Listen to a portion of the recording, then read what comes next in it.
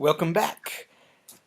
Let's start talking a little bit about what we're doing with lifespan development. So I want you to understand the term because developmental psych is going to use the term lifespan development to encompass all of the development that happens from conception throughout the lifespan to death. And so that's what I teach in this course. I teach development from conception to death and consider that to be the entire lifespan. Now, other developmental psychologists might say that they would categorize lifespan from birth to death, but as we'll see in Chapter 2, I am a firm believer in life beginning at conception, and I will explain that more when we get to it. So for our terms in this developmental psych class, lifespan development is going to encompass all of the development that takes place from conception to death. It's going to cover all stages of development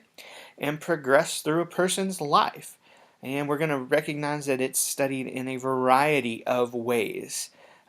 But for our purposes, we're really going to break development down into three major components that are going to overlap at times, but are also going to kind of give us an idea of certain stages or phases that we go through in our life as we develop. The first is biological. We know that we develop physically and that there are changes and processes that occur in our body from the time we are conceived throughout.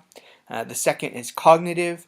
These are the mental processes and developments that occur throughout our lifespan as we move from experiencing the world through our senses to problem solving and logic, to being able to reason, and to having things like imagination and creativity. And then third is psychosocial, and these are the development and changes in our emotion and our personality and the way that we socially interact with other beings, and we know that those change as well. And one of the great things I love about this particular science is how well it pairs with Scripture. One of my favorite verses is that Jesus himself grew in wisdom and stature and favor with God and man.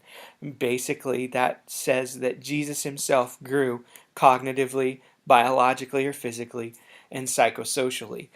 So that's where we're going to start, and we're going to move through the lifespan, looking primarily at those three different components of development.